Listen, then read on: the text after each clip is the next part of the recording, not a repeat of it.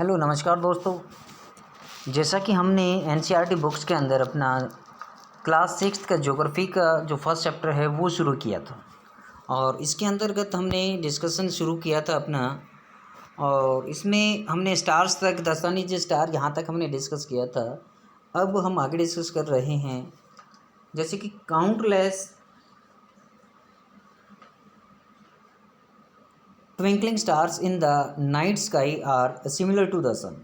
यानी कि कल हमें इसमें जाना था फर्स्ट वीडियो में कि सूर्य भी एक तारा है और आसमान में ऐसे टिमटिमाने वाले अनगिनत तारे हैं, काउंटलेस है, जिनकी हम काउंटिंग भी नहीं कर सकते, जो कि सूर्य के बराबर हैं। But we do not feel their heat और लाइट, लेकिन हम उनकी ऊष्मा और उनके प्रकाश को महसूस नहीं कर पाते। And they look so tiny because they are very very far from us. क्योंकि ये जो तारे हैं ये हमसे बहुत ज़्यादा दूर हैं, इसलिए हमें उनकी ऊष्मा और उनका प्रकाश जो है वो देख नहीं पाते हैं। क्योंकि हमसे ज़्यादा दूर है इसलिए हम इनको देख नहीं पाते हैं। इसलिए you must have noticed that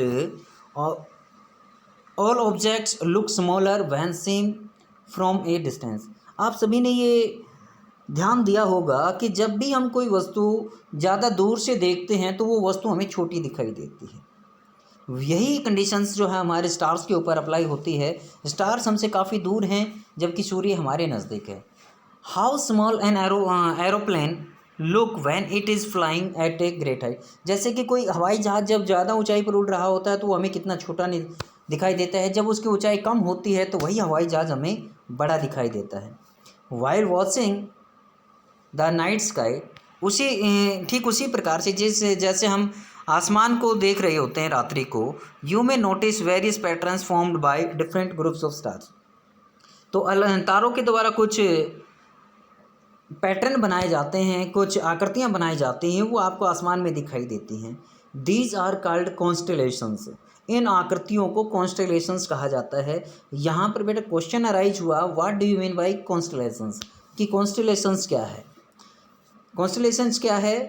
the patterns formed by different groups of stars known as constellations.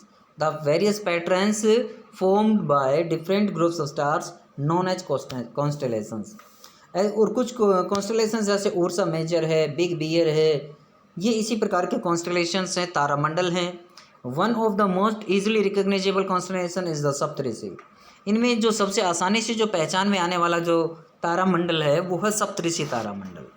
सप्तऋषि तारामंडल, सप्त का मतलब होता है सात और ऋषि का मतलब होता है संत, यानी 7 ऋषियों का एक समूह। It is A group of 7 stars. 7 तारों का एक समूह होता है, जैसा कि ये हमारे इधर ये दिखा रखा है, आप देख सकते हैं। ये 7 स्टार्स जो इधर शो कर रखे हैं, ये 7 स्टार्स, जैसे ये लड़की जो गेज कर रही है, देख रही है, ये इसके बगल में जहाँ से ये एक पॉइंटर के पास से ये जो एरो गई हुई है, यहाँ पर आप इनको काउंट कर सकते हैं, 7 स्टार्स हैं। तो ये 7 स्टार्स जो हैं ये इस प्रकार से हम देख सकते हैं आसमान के अंदर।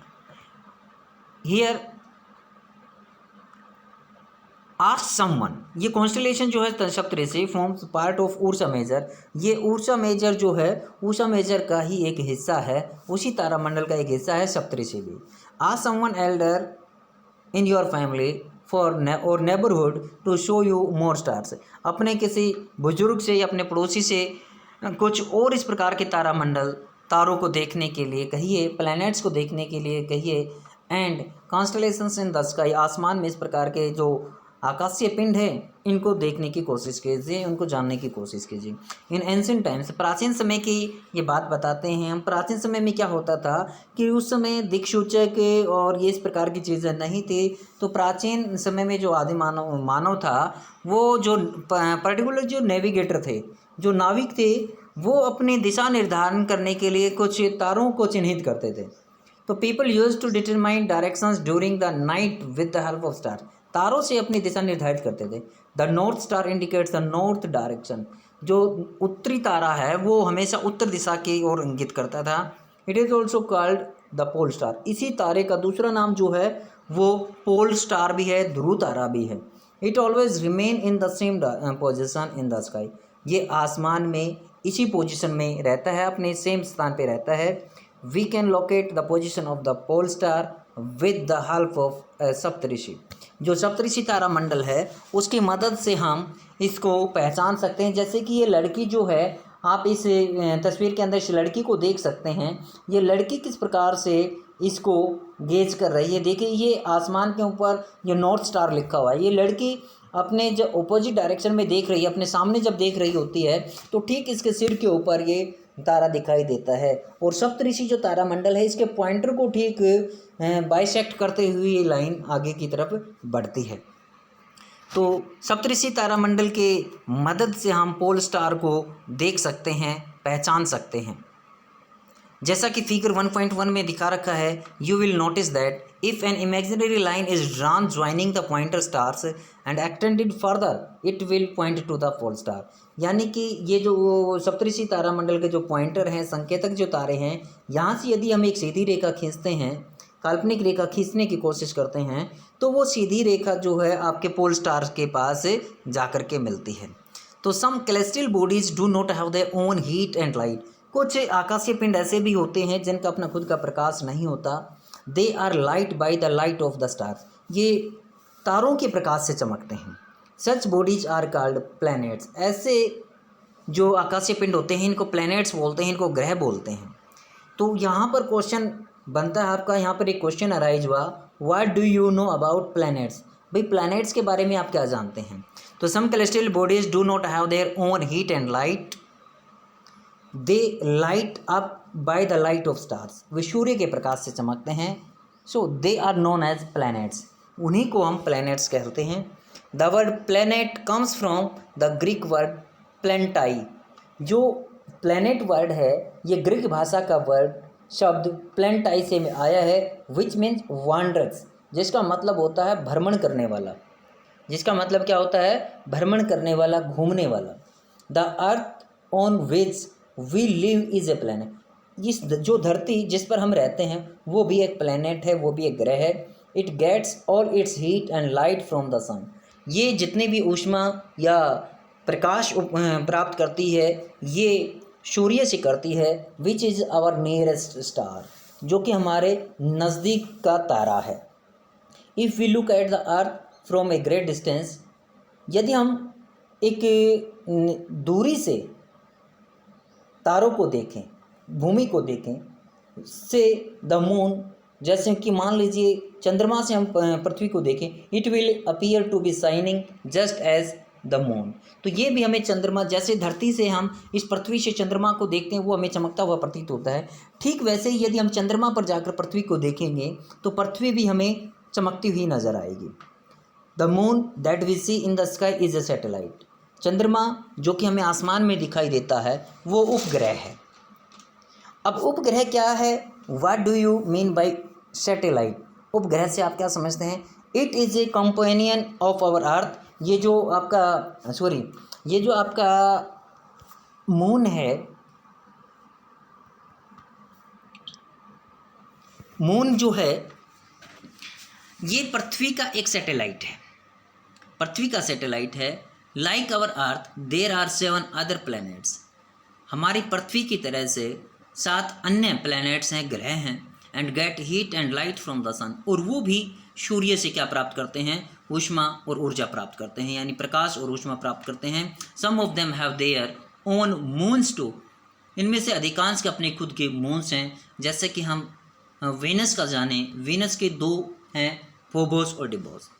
अब जैसे कि हमारा चैप्टर है solar system, the earth in the solar system. अभी हमने अर्थ के बारे में जाना, अब सोलर सिस्टम के बारे में जानिए, यानी what do you know about solar system या what is solar system. Solar system क्या है, the sun, 8 planets, satellites and some other celestial bodies known as asteroids and meteoroids. भाई हमारा जो सौरमंडल है, हमारा जो सौर परिवार है, वो सूर्य, 8 प्लैनेट्स, कुछ सैटेलाइट्स और कुछ अन्य आकाशीय पिंड जो कि एस्टेरॉइड्स और मेट्रॉइड्स कहलाते हैं, इनसे मिलकर के बना है। ये सभी मिलकर के हमारे सौरमंडल का निर्माण करते हैं।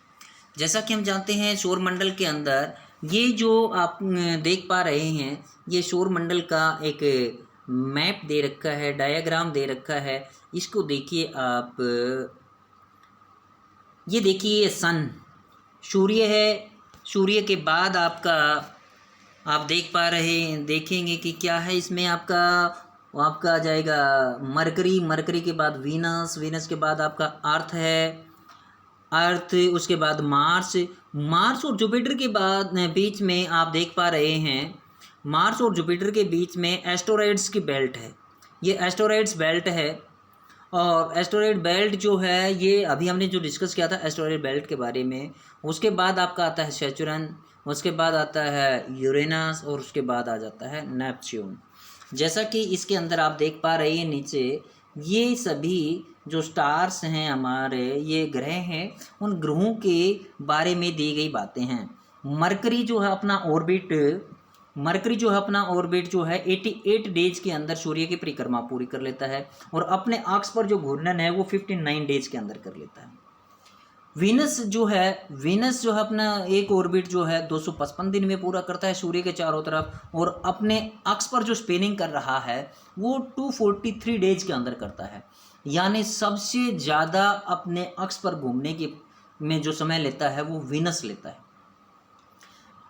अर्थ का जो ऑर्बिट है वो 365 दिन, जो सूर्य की परिक्रमा करती है अराउंड सन के ऑर्बिट के अंदर, वो 365 दिन में पूरा होता है। वैसे देखा जाए तो ये 365 से ही 1/4 दिन का होता है, लेकिन जो 1/4 दिन होता है उसको हम जो 6 घंटे होते हैं उसको लीप ईयर के अंदर ऐड कर लेते हैं और अपने अक्ष पर जो इसका घूर्णन है, रोटेशन है, वो 1 दिन में पूरा करता है। इसके जो नंबर ऑफ मून्स हैं वो केवल 1 हैं। इसके नंबर ऑफ मून्स हैं वो 1 हैं।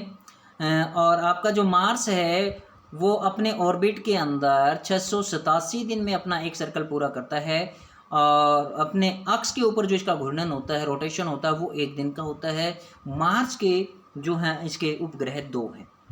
मार्स के अपने उपग्रह 2 हैं, ये 4 इधर और 4 ये इधर। ये आपके जुपिटर है, जो जुपिटर है 1 ऑर्बिट अराउंड सन 11 ईयर्स, यानी 11 वर्ष के अंदर इसका एक ऑर्बिट जो है वो कंप्लीट होता है। मार्स का जो है 11 वर्ष के अंदर पूरा होता है, लेकिन अपने 11 ईयर्स 11 मंथ्स एंड 12 लगभग आपका 12 ईयर्स के आसपास जो जुपिटर का हो जाता है और 1 spin on axis about 9 hours 56 minutes और अप्रोक्सीमेट यानी 10 आवर्स के अंदर ये अपने जो एक्सिस है उसके ऊपर ये घूर्णन कर लेता है। सैटर्न का जो होता है 1 ऑर्बिट 29 ईयर्स के अंदर होता है, 29 ईयर्स 5 मंथ्स, और स्पिनिंग होती है 10 आवर्स के अंदर, 10 hours 40 minutes. Number of moons about 53। ये यहाँ पर मुझे कुछ इसका नंबर जो है गलत लग रहा है, 53 नंबर्स। इसके 67 के आसपास आपके जुपिटर के हैं, सैटर्न के भी कम हैं, ये यहाँ पे कम शो कर रखे हैं। एक्स्ट्रा हैं इनके काफ़ी ज़्यादा हैं, इतने नंबर्स जो हैं इनके नहीं हैं, इनमें इनके ज़्यादा नंबर्स हैं। तो यहाँ पर जो सैटर्न का दे रखा है, यूरेनस का देखिए, यूरेनस का जो ऑर्बिटल है वो आपका 53 मून्स इसके आपके सैटर्न के दे रखे हैं। यूरेनस का जो ऑर्बिट टाइम है वो 84 ईयर्स का है और 1 स्पिनिंग अराउंड 17 आवर्स का है। ठीक है, 17 hours 14 minutes. Number of moons 27 दे रखे हैं। नेपच्यून जो है,